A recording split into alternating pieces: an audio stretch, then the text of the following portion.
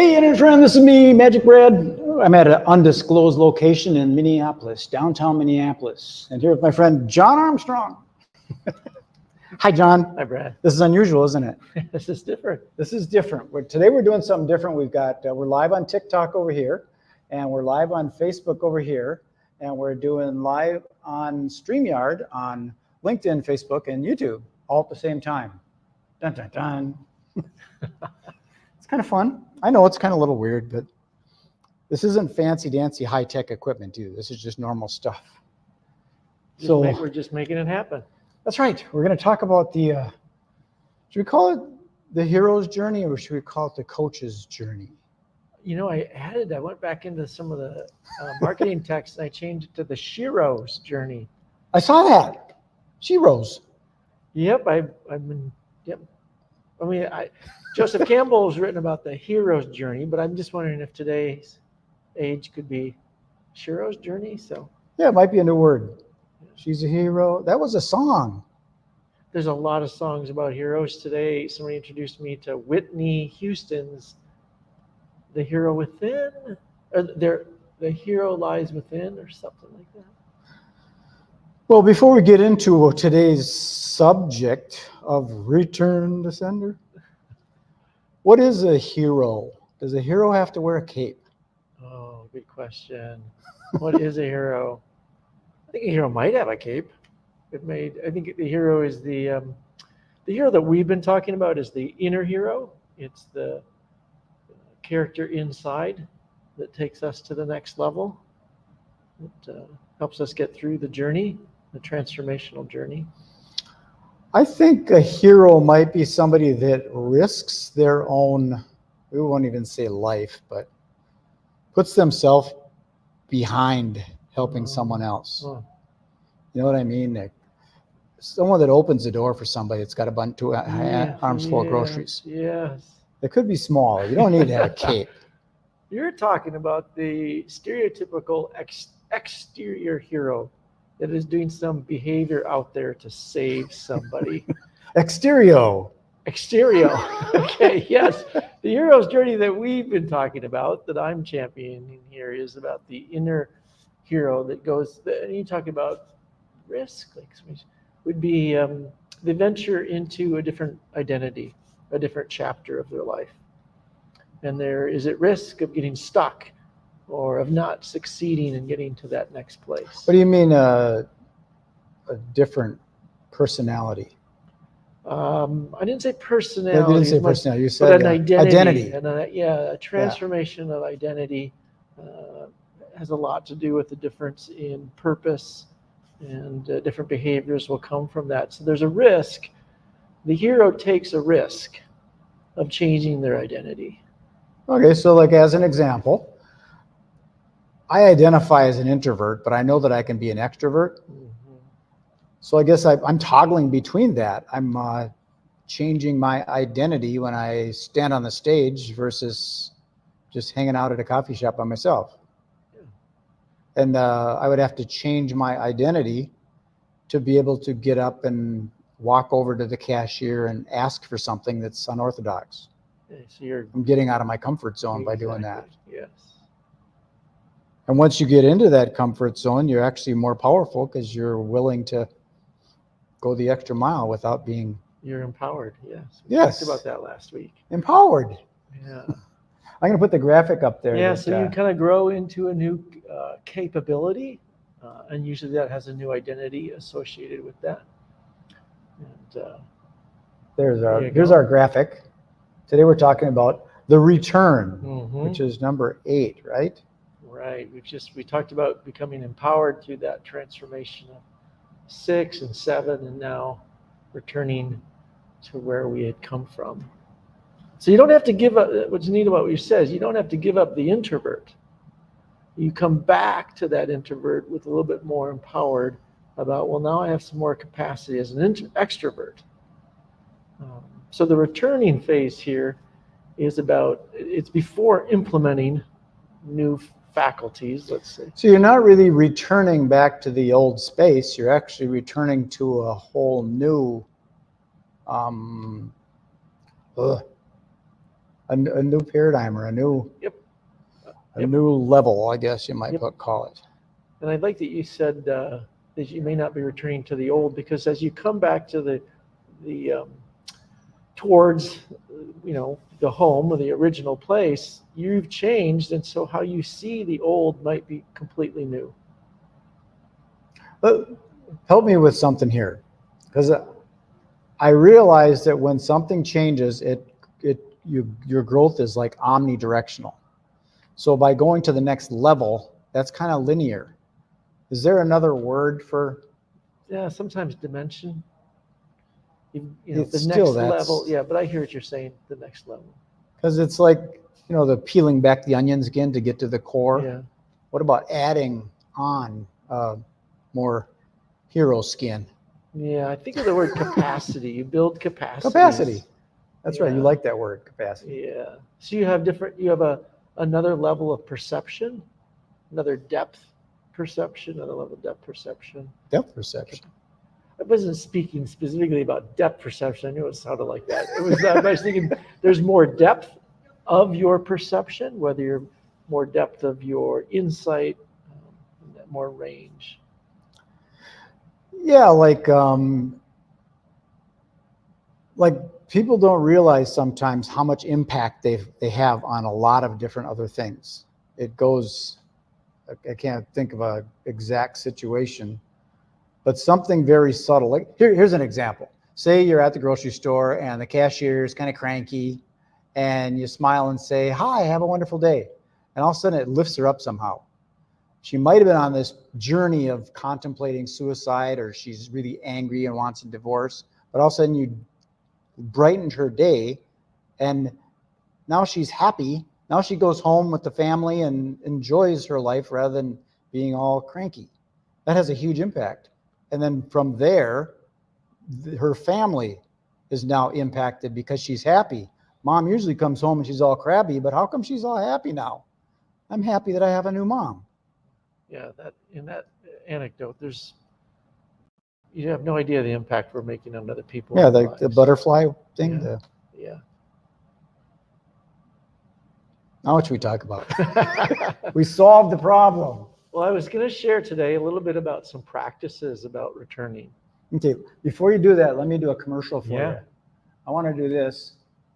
What's that? Portugal. That's our inaugural trip to Portugal for the Adventure Quest. And that's the end of January. We're doing a trip to transformation through travel. Mm-hmm. And this will be an opportunity to engage the hero within and go on that journey. Here's what's cool about that is you're going someplace to kind of change your life, and you're getting out of the comfortable space. Yeah. Like here I live in Minneapolis and I know how to get places, and if I want coffee, I know where the coffee shop is. But if I was to go to Portugal, I'm in a new space.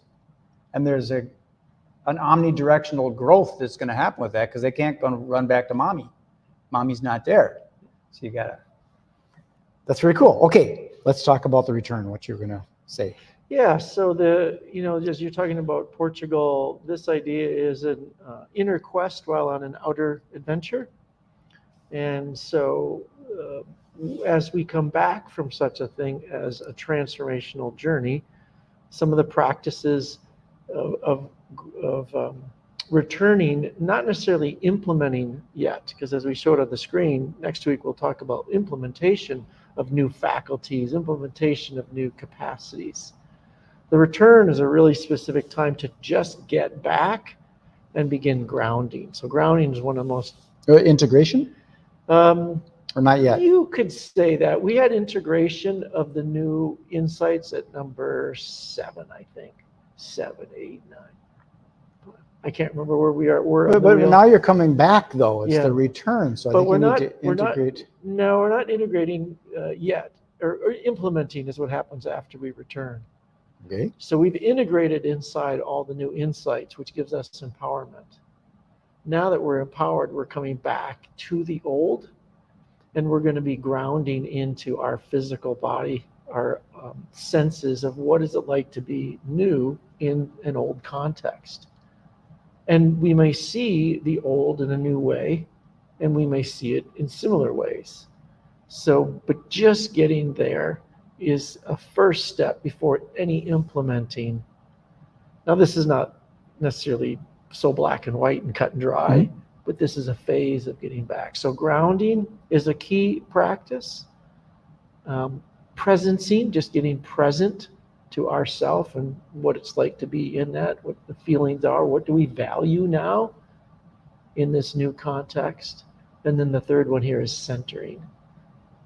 Getting energetically centered in this new time, this new place. So sort of getting comfortable with it.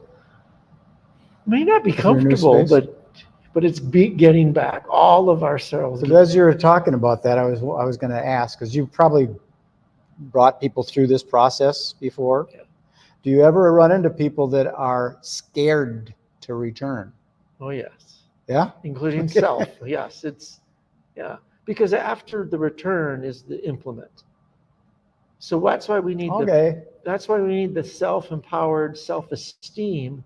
After we integrate, we develop that self-esteem, the self-empowered to come back. And now we're amongst old context, old relationships, old tasks to decide how do we approach those now.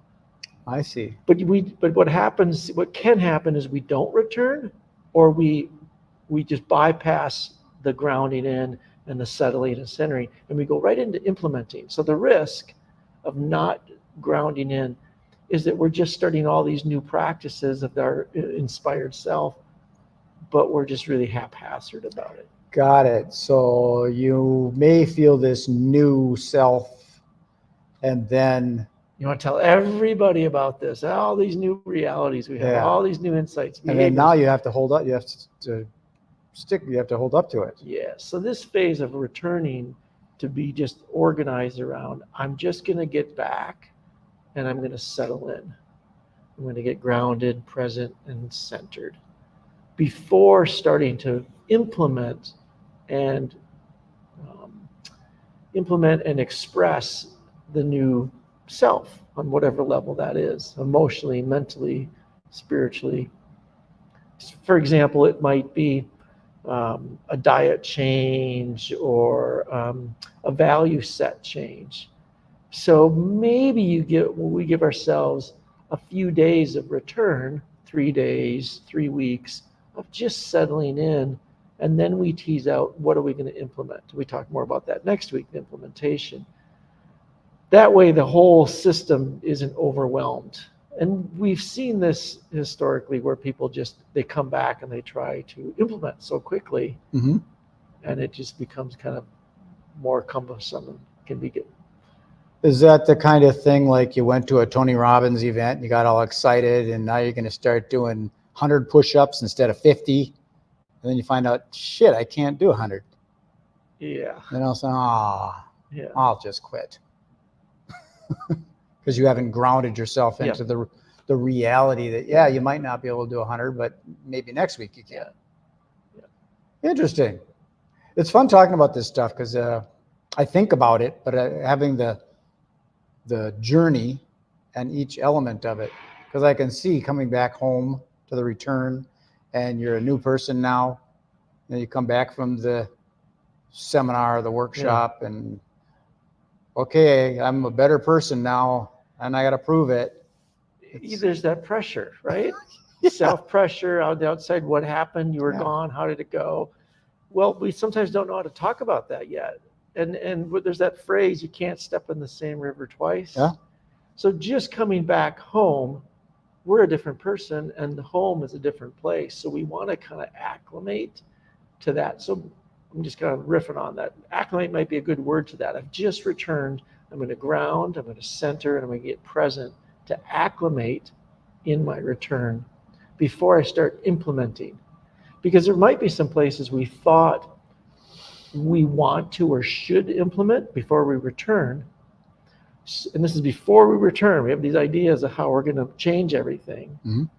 Well, when we get back and acclimate, you may not have to, because the change already happened inside, and really the reality we were living in wasn't what we thought it was once we change inside. I see. So it's not always about changing the outside to get what we want. Sometimes it's about changing the inside. And then people just are happy that a new person came back from whatever they did, whatever journey. Sometimes a new person disrupts the social context that they were in, and I wish I had the old John back. Yeah, like say for example, someone that decided, drinking is a problem, and we end up arguing when I'm drinking and stuff. So I'm going to go seek some help. Mm-hmm. And now I go seek some help, and I decide to quit drinking, and now I'm not as fun as I used to be.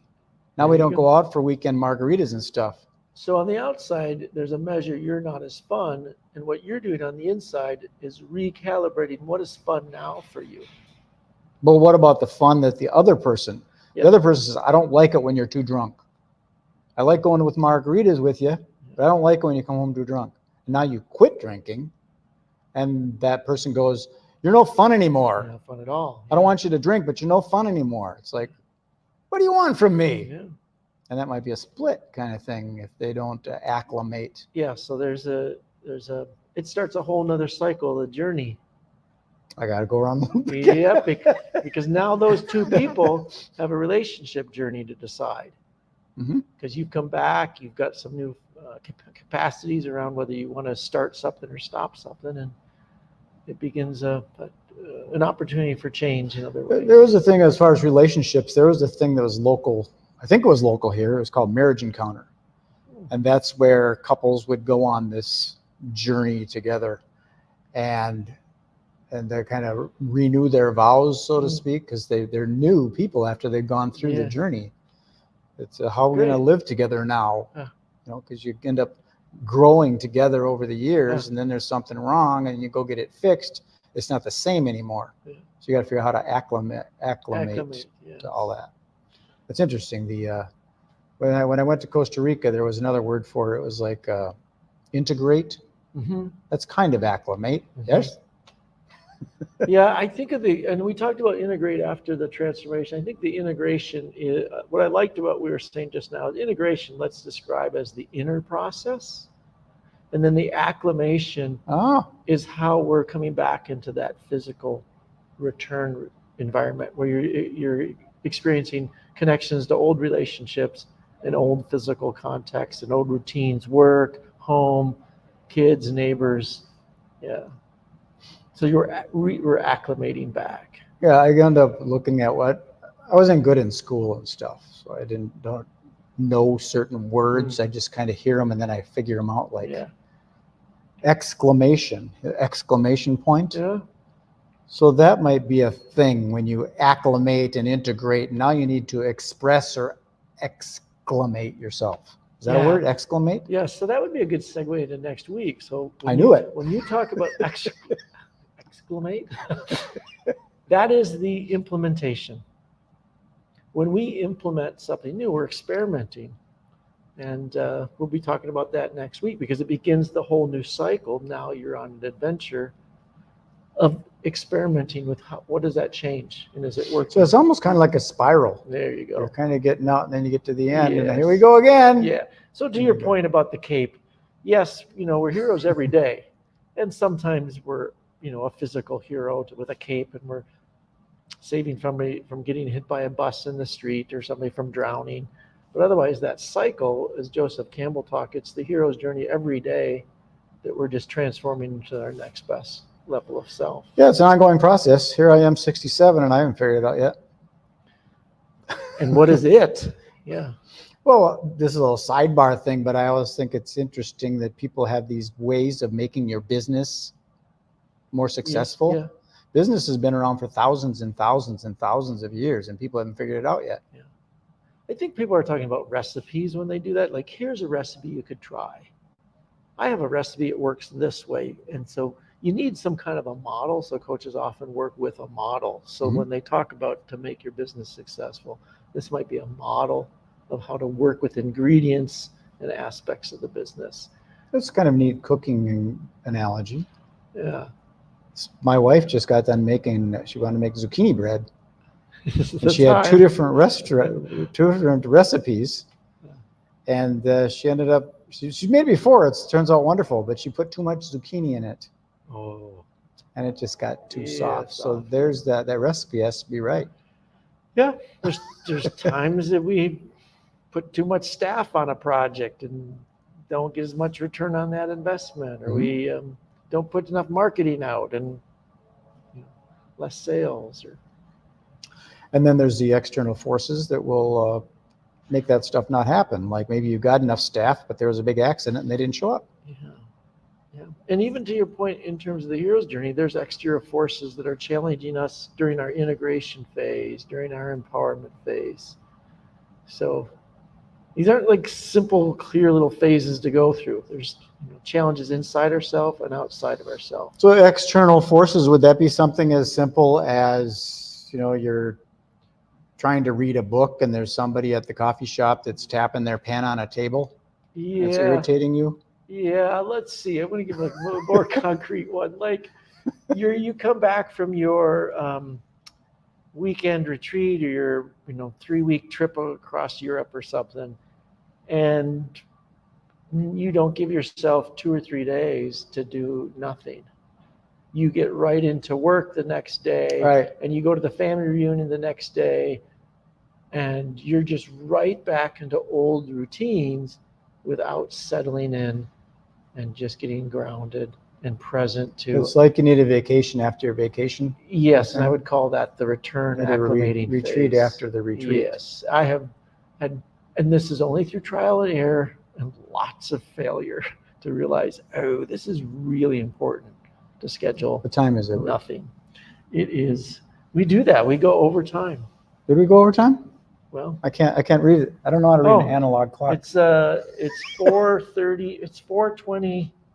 24. Yeah. Well, that was good. Yeah.